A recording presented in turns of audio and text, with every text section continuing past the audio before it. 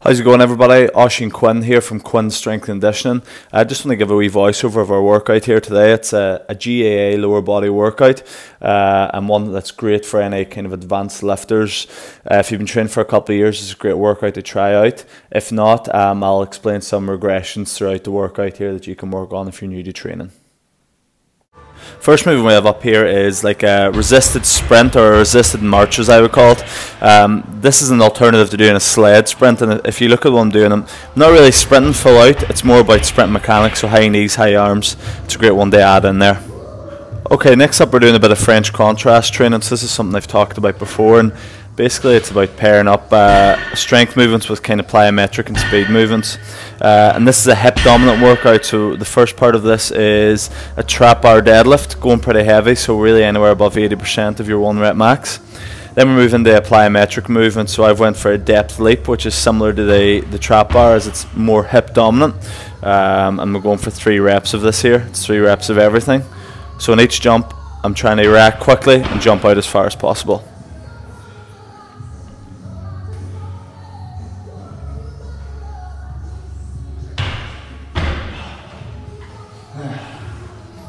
Okay, next part then is going into a trap bar jump. So again, another explosive movement, but this one is slightly weighted.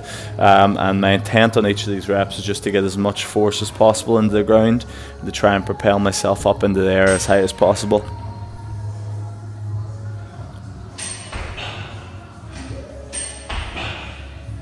In terms of weight here, we're using about 40% of your 1 rep max in the trap bar, so don't go too heavy with this. And then the final one is the band resisted sprint, and this time we're just going flat out with a sprint, not really focusing too much on mechanics. Okay, next up is some unilateral work. So first off, we've got a unilateral knee extension exercise. One of my favourites, but one of the most horrible ones, is a split squat here. Going for 6 reps on each leg and going pretty heavy in these. Quite a tough movement to get, but really good in terms of single leg strength and even coordination and balance. But a great one to add into your program if you haven't already got them in there.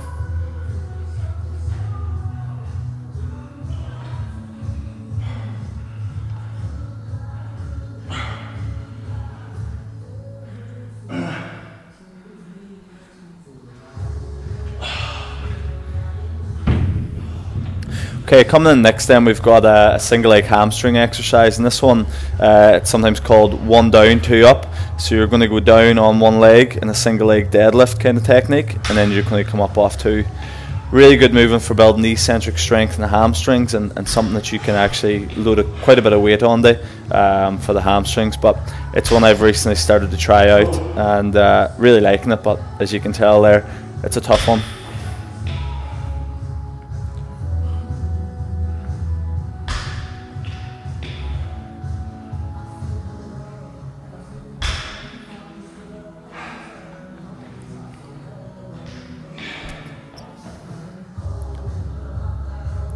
Big focus in this is controlling that eccentric motion, i.e. the way down the lift.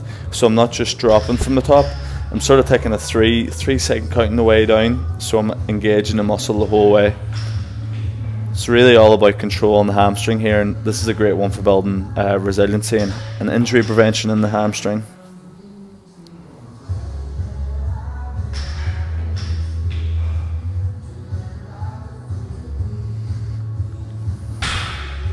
Okay, so I went for about 2 or 3 sets of that, and then moving on to now a bit of additional accessory work. And what we've went for is some heavy carries with dumbbells, just for distance. And then the other exercise you see Aaron doing now is going to be kettlebell swings. So again, a real hip dominant movement, but also a good one for a bit of conditioning as well. So basically Aaron is just swinging as long as it takes me to do the distance on the farmer's carries. When it comes to farmer's carries, just try and get the heaviest dumbbell or kettlebell or whatever it is you have in your gym, and just walk as far as possible. But I think farmer carries are one of probably the biggest underutilized exercise out there for just whole body development. Great for building arms and just great for building a strong physique as well.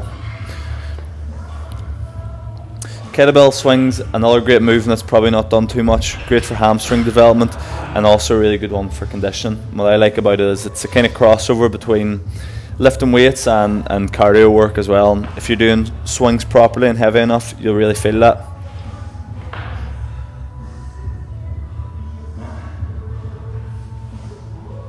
As you can tell here, that's a pretty tough wee superset we went for. Really tests the grip in the arms as well.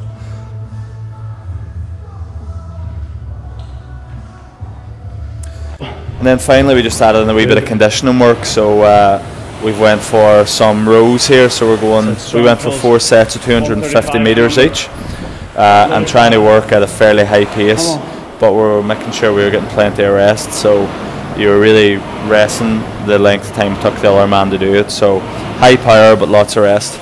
A bit of advice if you're new to training and you're taking a look at that workout, that is more of an advanced workout, so you know, if you're new to training, I would probably regress a few of the things on it. So a couple of simple things you can do is when it comes to that big power work where you had the 4 exercises in the circuit, what I would do is just focus on your main strength movement, like your trap bar deadlift, and then pair up with it something simple like a broad jump. If you don't know what that is, YouTube it, or else your kind of weighted trap bar jump.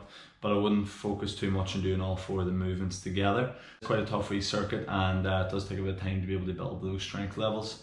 And then the other thing is for the unilateral work, the single leg stuff, I would definitely build up with some easier movements first. So for that split squat, you can do a version where you have both legs on the ground, or else do something even like a reverse lunge or a normal lunge. It's a good way to ease into the single leg work. And then with the hamstring one, start to learn first of all how to do like an RDL properly and how to hinge at your hips. Once you have those things mastered after a period of time, then you can start to go on to the single leg work. But just make sure you can do the movements properly first, because if you go and try and do the single leg variations of them, more than likely you'll do them wrong and potentially hurt yourself. So just be careful with that there. And then look, other than that, I just want to say thanks for watching, and I wanted to try something different given the wee sort of commentary of the workout here.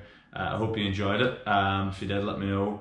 Subscribe, like, all that kind of shit, and share about. But yeah, thank you very much for watching, and see you in the next one.